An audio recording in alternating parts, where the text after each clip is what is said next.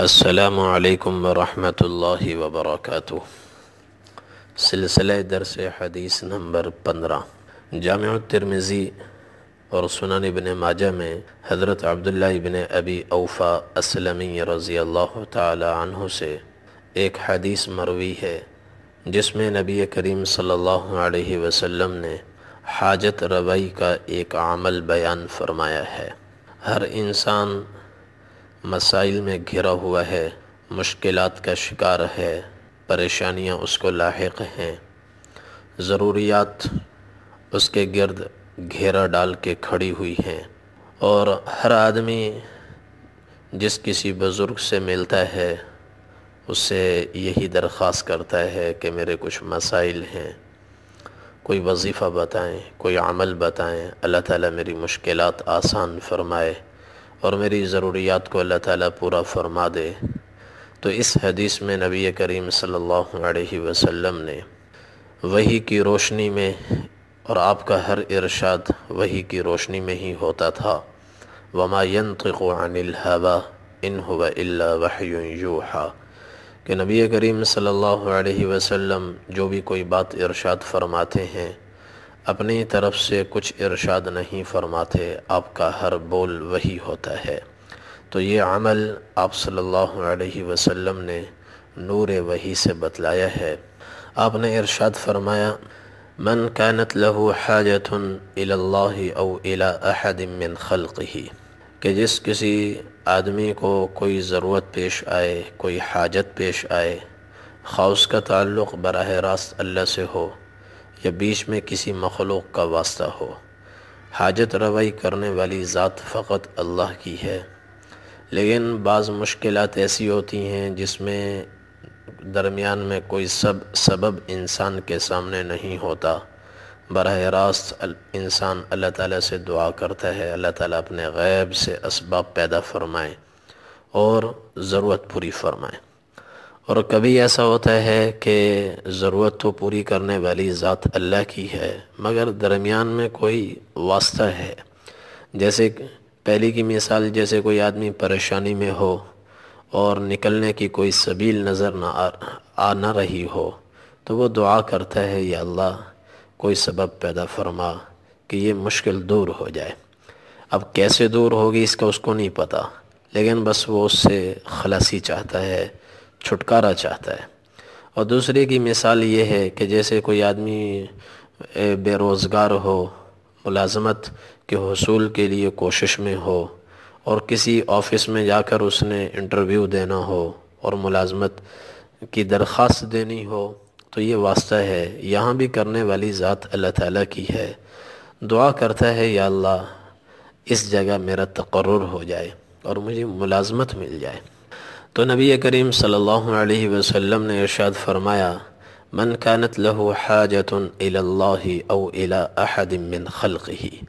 کہ جس آدمی کو کوئی ضرورت پیش آئے، کوئی حاجت پیش آئے، خواہ اس کا تعلق براہ راست اللہ سے ہو یا درمیان میں کسی مخلوق کا واسطہ ہو، بالواسطہ وہ اپنی حاجت روائی چاہتا ہو یا بلا واسطہ اللہ تعالیٰ سے حاجت روائی چاہتا ہو، حاجت روائی کا خواہش مند ہو، طلبگار ہو، تو دونوں کے لیے ایک ہی نسخہ ہے، ایک ہی عمل ہے۔ آپ نے فرمایا اس کو کیا کرنا چاہیے؟ فَلْيَتَوَضَّأْ اس کو چاہیے کہ پہلے وضو کرے، چاہے وضو ہو پھر بھی وضو کرے، نیا وضو کرے۔ اور کس طرح وضو کرے؟ وَلْيُحْسِنِ الْوُضُوء اچھے طریقے سے وضو کرے، خوش اسلوبی سے وضو کرے۔ وضو کے جو آداب احادیث میں بیان کیے گئے ہیں ان تمام آداب کو سامنے رکھ کر قبلہ رخ بیٹھ کر پانی کا کم بقدر ضرورت استعمال کرتے ہوئے اعضاء کو پورا دھوئے اور پانی ضائع نہ کرے، اسراف سے بچتے ہوئے جتنے پانی کی ضرورت ہو اس کو استعمال کرے اور وضو کرے۔ اور پھر کیا کرے؟ ثم لیصلی رکعتین پھر 2 رکعت پوری توجہ سے پڑھے، اور 2 رکعت جب پڑھ لے اور اخیر میں تشہد میں بیٹھے تو آپ نے فرمایا ثم یثنی علی اللہ پہلے اللہ تعالیٰ کی حمد و ثنا بیان کرے، تشہد میں حمد و ثنا اللہ تعالیٰ کی بیان کی گئی ہے۔ وَلْيُصَلِّ عَلَى النَّبِيِّ صلی اللہ علیہ وسلم، دوسرے نمبر پر درود شریف پڑھے، چنانچہ تشہد کے بعد درود شریف پڑھا جاتا ہے، اور جب درود شریف سے فارغ ہو جائے تو آپ نے فرمایا پھر ثم لیقل، پھر یہ دعا کرے، لا الہ الا اللہ الحلیم الکریم، سبحان اللہ رب العرش العظیم، الحمد للہ رب العالمین، اللہم انی اسألک موجبات رحمتک وعزائم مغفرتک والغنیمة من كل بر والسلامة من كل إثم، أسألك ألا تدع لي ذنبا إلا غفرته ولا هما إلا فرجته ولا حاجة هي لك رضا إلا قضيتها لي يا أرحم الراحمين۔ یہ دعا پڑھے، اور اس دعا کا مطلب یہ ہے، ترجمہ یہ ہے، اللہ کے سوا کوئی معبود نہیں، وہ بڑا بردبار ہے اور بڑے کرم والا ہے۔ اللہ تعالیٰ ہر عیب سے پاک ہیں، عرش عظیم کے پروردگار ہیں، تمام تعریفیں دنیا جہان میں اصل تعریف اللہ ہی کی ہے، ساری جہانوں کا پالنے والا ہے۔ اے اللہ، میں آپ سے ان اعمال کا سوال کرتا ہوں اور ان اقوال کا سوال کرتا ہوں جس سے آپ کی رحمت میرے اوپر اترنا اس کا لازم ہو جائے، اور میں آپ سے ایسی عبادت کی توفیق مانگتا ہوں جس سے میری مغفرت یقینی ہو جائے، اور یا اللہ میں آپ سے دعا کرتا ہوں مجھے ہر نیکی کی توفیق عطا فرما، اور میں دعا کرتا ہوں ہر گناہ سے مجھے محفوظ فرما۔ اے اللہ، میں آپ سے دعا کرتا ہوں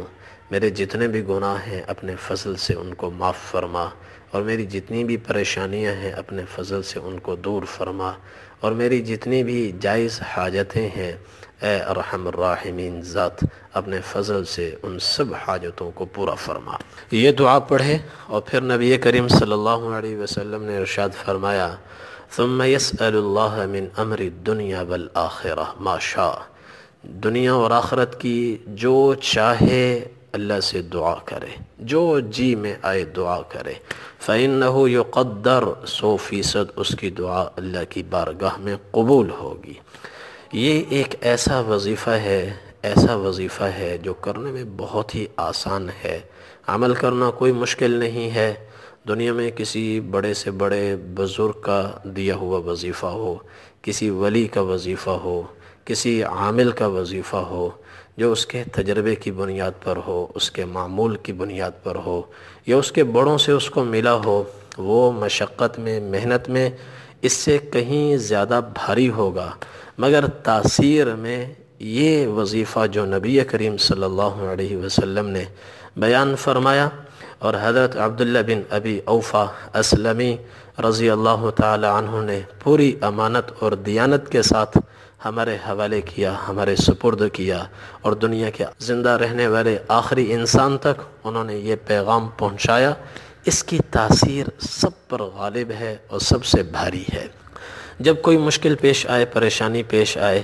اسی پر عمل کریں، اس کی برکت سے اللہ تبارک و تعالی دنیا کی پریشانیاں، حاجتیں بھی دور فرماتے ہیں، آخرت کی پریشانیاں اور حاجتیں بھی اللہ تبارک و تعالی دور فرمائیں گے۔ اللہ تعالی ہم سب کو توفیق عمل نصیب فرمائے۔